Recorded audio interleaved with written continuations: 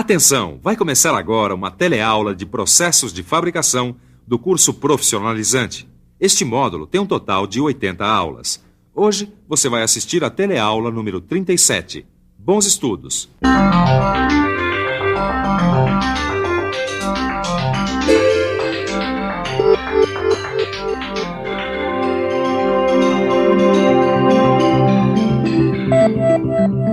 Você já sabe que peças cilíndricas como essas podem ser trabalhadas no torno. Você aprendeu quais acessórios são necessários para este tipo de torneamento e viu como ele pode ser feito. Mas e se as peças forem como essas, tiverem a forma de cones? Cones internos, como nessa peça, e cones externos, como nessa outra. Os acessórios e as técnicas de trabalho podem ser as mesmas? É claro que não. E é justamente isso que você vai ver na teleaula de hoje. Você vai conhecer os acessórios necessários para trabalhar peças cônicas e peças de formato irregular. E vai aprender quais as técnicas que podem ser usadas para conseguir um bom desempenho na fabricação dessas peças. É isso aí. Nessa teleaula você continua descobrindo as possibilidades de uso do torno com seus acessórios. Hoje você vai ver como é que ele pode ser usado para tornear peças de formatos diferentes.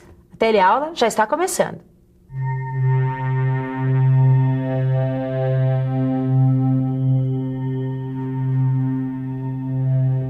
Oi, Ananias.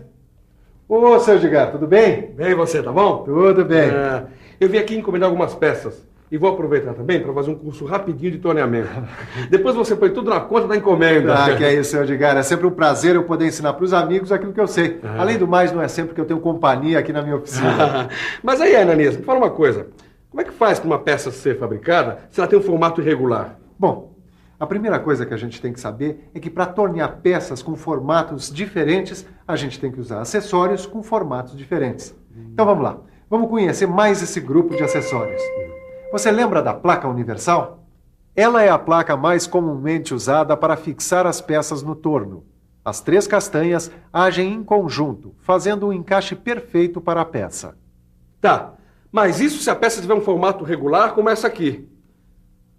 Mas se for no caso dessa aqui, tem um formato irregular, como é que a gente faz para prendê-la no torno? Bom, aí a gente usa essa placa aqui, ó. É uma placa de castanhas independentes. Repare que, ao contrário da placa universal, aqui as castanhas são reguladas uma a uma. Isso torna possível a fixação de peças com formato irregular. E se a peça for grande, as castanhas podem até ser invertidas. Mas você sabe que algumas peças são tão irregulares que nem usando a placa de 4 castanhas resolve. Dá uma olhada nessa peça aqui, ó. Para trabalhar com uma peça dessas aqui no torno, a gente precisa usar um outro acessório. Uma placa lisa com uma cantoneira, como essa aqui. Só assim a gente consegue o apoio necessário para que o torneamento da peça saia perfeito. Com esses dois acessórios dá para trabalhar praticamente todo tipo de peça. Se a gente lembrar de todos os outros que a gente já viu. Só para lembrar, a descrição de todos os outros acessórios você encontra no seu livro, nas aulas passadas de torneamento. Se você quiser conferir, é só dar uma olhadinha que está tudo lá. Edgar, queria te mostrar outra coisa. É isso aqui, ó. E para que se usa isso? Bom, isso aqui é um centro postiço. Ele serve para trabalhar peças sem face, que contenham furo de centro, como os virabrequins de automóvel.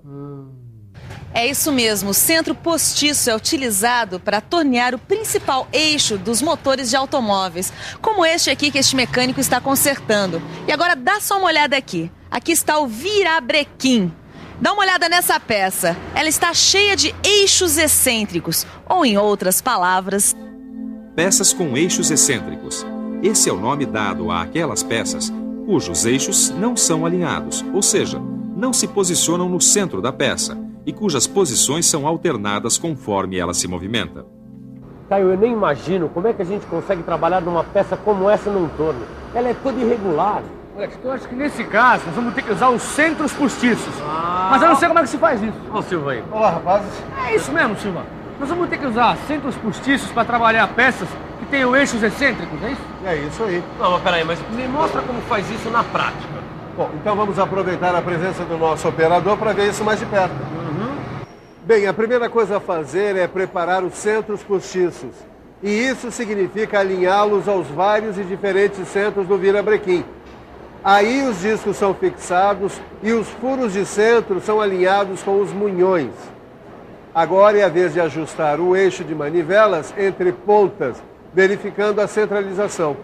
Olha aí, ele preenche os espaços vazios da peça com calços de madeira para evitar a flambagem.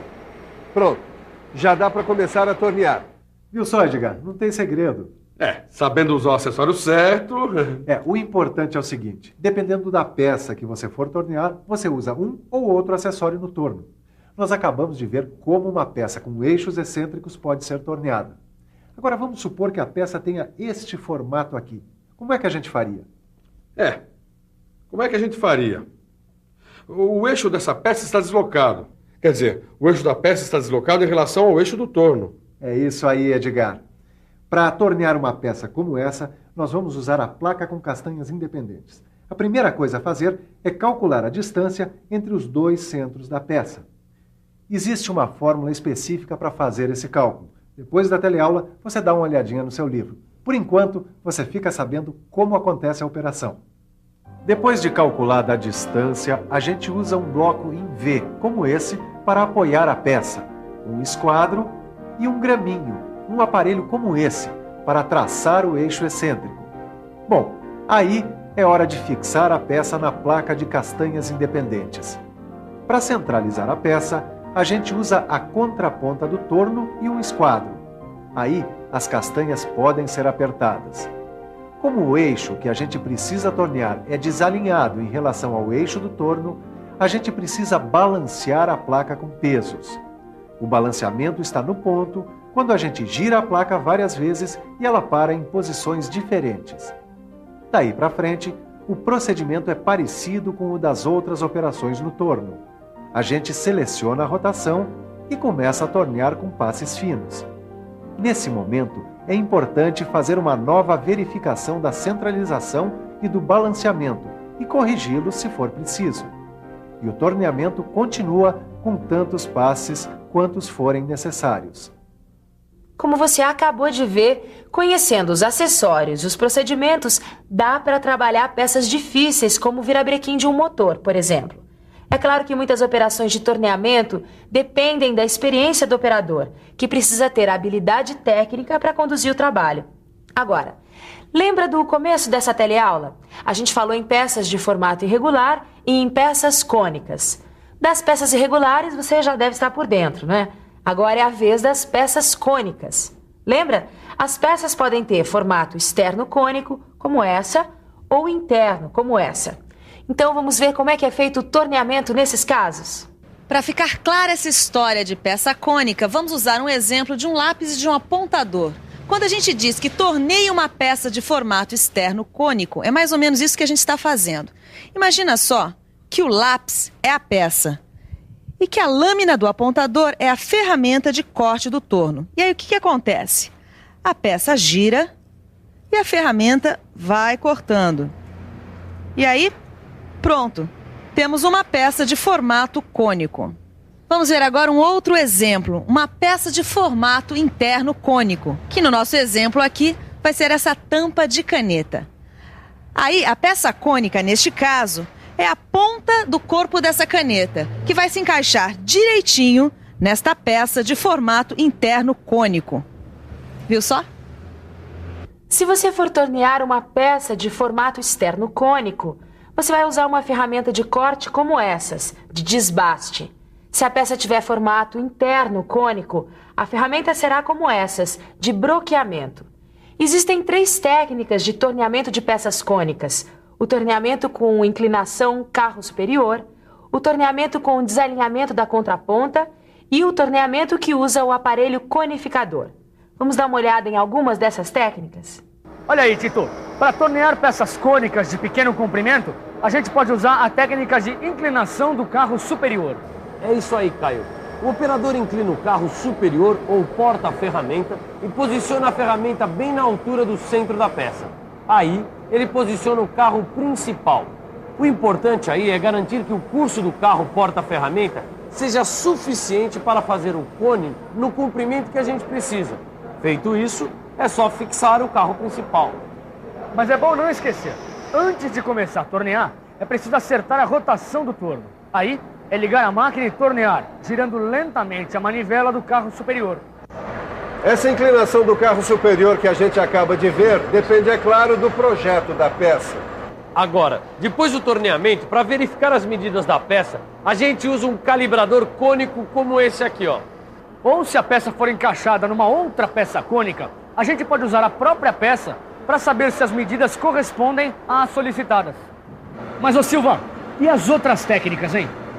Ô Caio, você viu, a inclinação do carro superior é usada para trabalhar peças curtas. Agora, para trabalhar peças longas e de pequena conicidade, aí você usa a técnica do desalinhamento da contraponta. O cabeçote móvel é deslocado a partir do parafuso de regulagem. Aí a peça que está apoiada entre pontas forma um ângulo e quando a ferramenta avança, ele corta um cone no ângulo escolhido. É bom lembrar, essa técnica pode ser usada para peças mais longas, mas em compensação, o cone formado é mais suave, seu ângulo é menor. Silva, apesar de ter visto o trabalho com essa técnica aí, ainda não me ficou muito claro, né, Caio? Ô Silva, também não entendi muito bem, não, viu? Não é difícil, vocês vão ver. É só pensar um pouco. Vamos pensar um pouco. Deixe-me ver. Bom, aí está a peça no torno. O cabeçote móvel é deslocado na transversal. Pronto. Agora, a peça que está apoiada entre duas pontas está inclinada em relação à ferramenta. É isso mesmo. A ferramenta avança e vai cortando a peça em ângulo, formando um cone que tem ângulo igual ao do deslocamento da contraponta.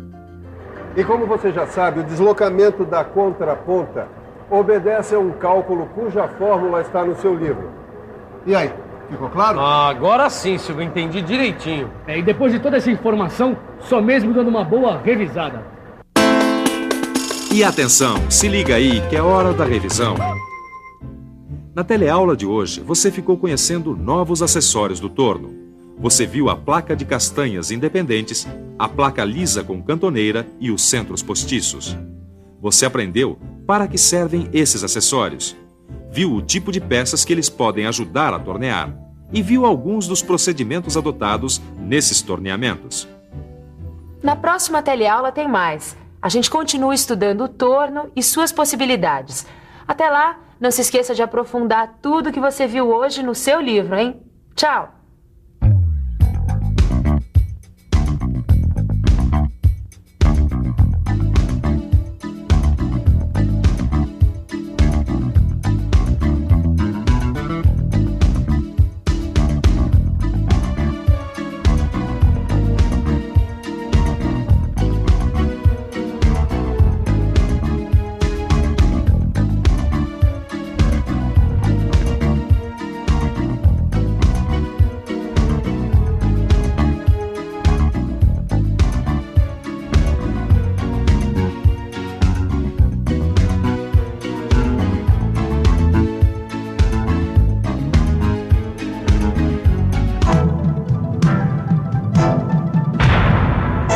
Telecurso 2000, um programa de educação do Sistema Fiesp e da Fundação Roberto Marinho.